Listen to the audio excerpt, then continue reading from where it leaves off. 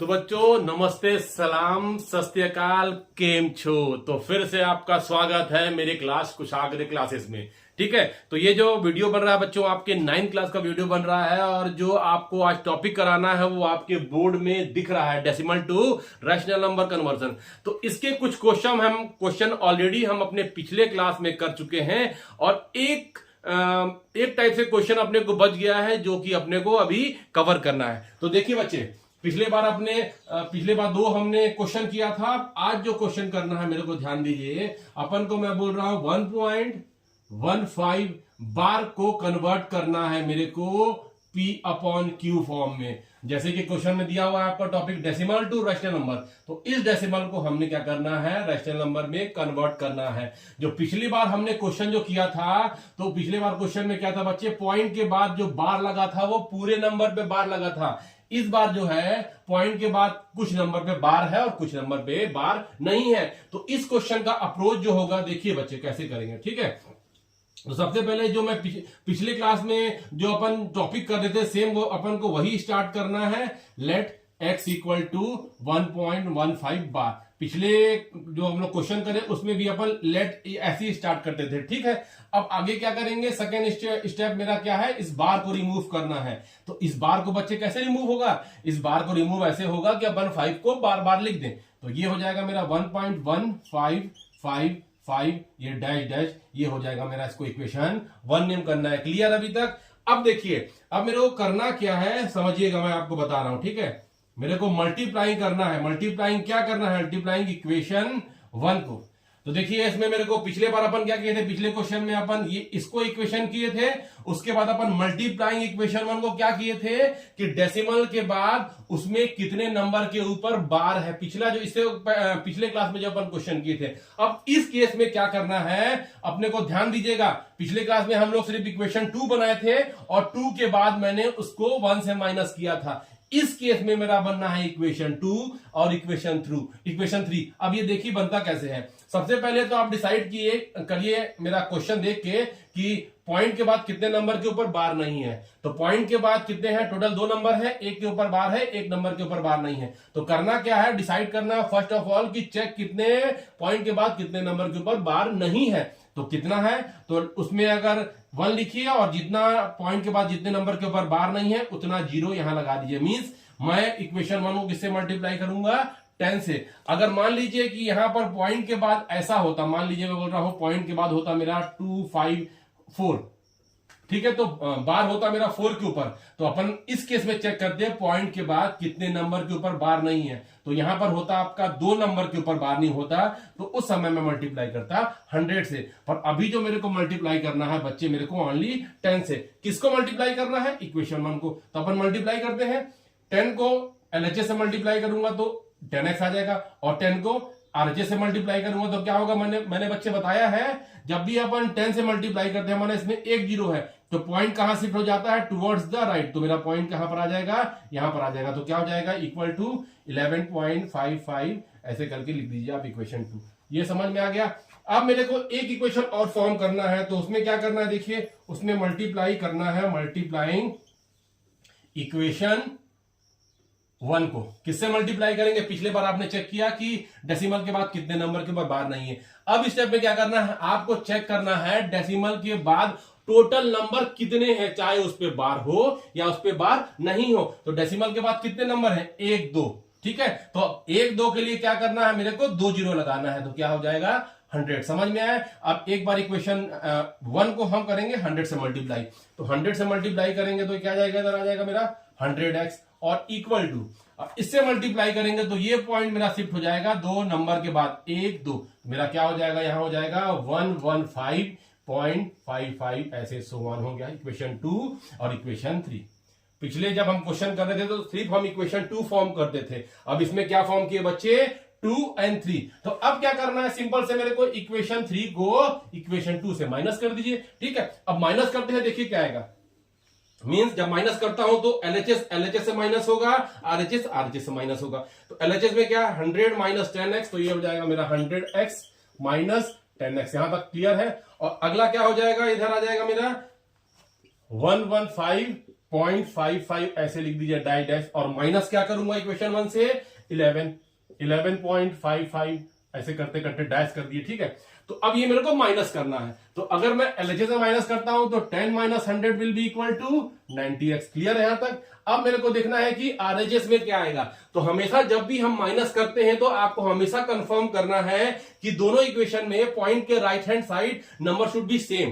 तो इसमें क्या है 5 5 5 कंटिन्यू, मैंने मेरा 5 से चालू हो रहा है और इक्वेशन 2 में क्या हो रहा है 5 से चालू हो रहा है, ठीक है। तो जब भी ऐसा कंडीशन होता है, जैसे मेरे को माइनस करना है, तो जब भी सेम है नंबर तो उसको भूल जाइए, हमको उसको देखना ही नहीं, उसके बारे में सोचना ही नहीं। हमको सोचना क्या है, डेसिमल के अपने को सोचना है लेफ्ट हैंड साइड, डेसिमल के लेफ्ट हैंड साइड। तो इधर कितना है 115 और यहां कितना है 11, दोनों को माइनस कर दीजिए, कितना आएगा बच्चे, आ जाएगा 104। क्लियर है? अब क्या आ जाएगा, मेरे को x फाइंड करना है, तो क्या करिए सिंपल सा बच्चे 90 को इसके नीचे ले आइए, तो क्या हो जाएगा x इक्वल टू 104 अपॉन 90, ठीक है। अब अगला स्टेप है, आप चाहे तो सिंप्लीफाई कर सकते हैं, जैसे ये 2 से कट रहा है तो कितना आ जाएगा मेरा, आ जाएगा ये आ जाएगा 52 अपॉन 45। अब और चेक कर लीजिए, किसी नंबर से कटता है तो सिंप्लीफाई करके लिख दीजिए, जैसे मेरा अगर नहीं कटता है तो आप यहां पर आपको स्टॉप करना है, तो मेरा आंसर विल बी 52 अपॉन 45। यहां तक क्लियर है आपको? तो अब जो मेरा क्वेश्चन था 1.15 बार का P अपॉन क्यू फॉर्म क्या है, ये है। आप इसको कैलकुलेटर से निकाल के देख लीजिएगा, एग्जैक्टली आंसर आपका ये आएगा। ठीक है बच्चे, तो ये क्लियर हुआ। पर अपन एक और एग्जांपल करते हैं जिससे आपको ये क्वेश्चन समझने में, ये टॉपिक समझने में इजी हो जाएगा। तो एक क्वेश्चन अपन और कवर करते हैं, उसमें क्या करना है, मेरे को कन्वर्ट करना है, कन्वर्ट 1.25 अपन कर लेते हैं इसको 8 और बार लगा दिया 8 के ऊपर, मेरे को किसको कन्वर्ट करना है, P अपॉन क्यू के फॉर्म में। ठीक है, इसमें अपन सेम वही क्वेश्चन है। अब देखिए सॉल्यूशन कैसे स्टार्ट होगा, लेट करके। लेट क्या किया था मैंने, let x will be equal to 1.25 8 के ऊपर बार। क्लियर है? अब अगला स्टेप क्या था, मेरे को बार रिमूव करना था, तो मैं बार रिमूव करूंगा तो क्या हो जाएगा 1.25 8 8 8 सो ऑन, और इसको मैंने इक्वेशन 1 नेम किया था। क्लियर हो गया? अब मेरे को इक्वेशन 2 और इक्वेशन 3 फॉर्म करना है। तो देखिए कैसे 2 और 3 फॉर्म करते हैं। तो सबसे पहले मेरे को मल्टीप्लाई करना है, मल्टीप्लाइंग इक्वेशन 1 को। तो मैंने किससे मल्टीप्लाई किया था, देखिए मैंने यहां पर बोला था पॉइंट के बाद मेरे को चेक करना है कितने नंबर के ऊपर बार नहीं है। तो अब यहां पर चेक करना है पॉइंट के बाद कितने नंबर के ऊपर बार नहीं है, 2 नंबर। तो आप इक्वेशन 1 को किससे मल्टीप्लाई करोगे बच्चे, 1 के बाद 2 जीरो लगा के, जितने नंबर ऑफ मेरे नंबर होंगे उतना मेरा जीरो लगेगा, तो मींस ये हो जाएगा 100। समझ में आया? अब क्या करेंगे, 100 को मल्टीप्लाई करते हैं एलएचएस साइड, तो ये हो जाएगा 100x, और अब इसको मल्टीप्लाई करता हूं आरएचएस को, तो ये 2 जीरो है, तो ये पॉइंट मेरा 2 डिजिट के बाद शिफ्ट हो जाएगा, तो क्या हो जाएगा 125.888 ऐसा सो ऑन, मेरा बन गया इक्वेशन 2। ठीक है यहां तक? अब मेरे को आगे बढ़ता हूं। अब अगला मेरे को थर्ड इक्वेशन बनाना है, जैसे मैंने इस पे बनाया है। तो थर्ड इक्वेशन कैसे बनेगा, मल्टीप्लाइंग इक्वेशन 1 को किससे मल्टीप्लाई करूंगा, तो मैंने इस केस में क्या बोला था, सेकेंड जो इक्वेशन हम थर्ड बना रहे हैं, तो चेक करो पॉइंट के बाद ओवरऑल नंबर कितने हैं, चाहे उस पे बार हो या उस पे बार नहीं हो। तो अब मेरे को चेक करना है पॉइंट के बाद कितने नंबर हैं, 1 2 3, तो टोटल नंबर कितने हैं 3। तो मैं किससे मल्टीप्लाई करूंगा, इसको 3 जीरो लगा के। समझ में आ गया? इक्वेशन 1 में। तो अब इक्वेशन 1 में 1000 से मल्टीप्लाई करता हूं तो मेरा आंसर कितना आ जाता है 1000x, और इस साइड मल्टीप्लाई करता हूं तो ये पॉइंट किधर हो जाएगा, 3 जीरो है, तो ये 3 डिजिट के बाद यहां शिफ्ट हो जाएगा, तो then answer will be 1258.88 so on. Equation 2 और इक्वेशन 3 आपका रेडी है। क्लियर है यहां तक? अब देखिए कैसे करते हैं, अपने को सेम जैसे पिछले में किए थे 3 माइनस 2, तो अपने को भी वही करना है, इक्वेशन 3 माइनस इक्वेशन 2। तो इक्वेशन 3 क्या कहता है 1000x, और ये क्या है इक्वेशन 2 100x, ये तो मेरा एलएचएस हो गया। अब मेरे को आरएचएस देखना है, तो इक्वेशन 3 में क्या बोलता है 1258.888 ऐसे डैश कर दो और माइनस कर दो इक्वेशन 2 का, तो क्या हो जाएगा 125.888 एंड शो ऑन। क्लियर है यहां तक? कोई प्रॉब्लम है तो आप बताइए बच्चे कितना हो जाएगा, करना है 1000 से माइनस मेरे को करना 100, तो आंसर विल बी 900। क्लियर? अब जब इसको माइनस करते हैं तो ध्यान दीजिए पॉइंट के बाद ये भी सेम है, पॉइंट के बाद ए भी सेम है, तो अपन उसको इग्नोर कर देंगे। हमको सिर्फ देखना कौन सा है, पॉइंट के एलएचएस में। तो पॉइंट के एलएचएस में कितना है 1258 और इधर कितना है 125। अब दोनों को माइनस करिए तो कितना आ जाएगा बच्चे, ये करीब आ जाएगा आपका 1133। ठीक है, कितना आ गया 1133। अब ठीक है, यहां तक क्लियर हो गया। अब मेरे को निकालना है एक्स, तो x यहां निकाल के 900 नीचे ले आइए 1133 अपॉन 900। क्लियर है। अभी आप ट्राई कर लीजिएगा किसी से, अगर ये सिंप्लीफाई कुछ कटेगा तो दोनों साइड काट के, अगर कुछ कटता है तो निकाल लीजिए, otherwise my answer is this. Means ये जो क्वेश्चन मेरे को दिया हुआ है इसका P अपॉन Q फॉर्म क्या हो गया बच्चे, ये है। तो जब भी ऐसा क्वेश्चन आएगा जिसमें कुछ में बार होगा कुछ में बार नहीं होगा, तो मेरे को इक्वेशन 2 और 3 बनाना है और उसके बाद उसको माइनस करना है। तो इक्वेशन 2 को कैसे बनाएंगे बच्चे, कि एक बार चेक करेंगे कि पॉइंट के बाद ऐसे कितने नंबर है जिसके ऊपर बार नहीं है, और इक्वेशन 2 कैसे बनाएंगे कि चेक करना है पॉइंट के बाद टोटल नंबर कितने हैं। तो बच्चे, तो ये आपको जो मेरा टॉपिक था decimal to rational number conversion, यहां पर मेरा समाप्त होता है।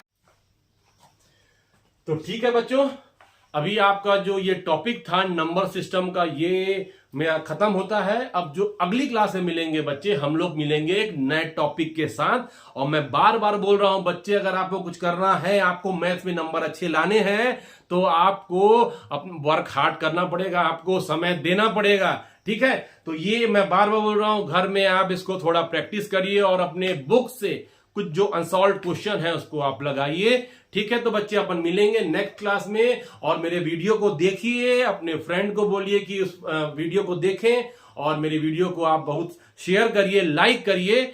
तो अपन बच्चे मिलते हैं फिर अगली क्लास में। Thank you.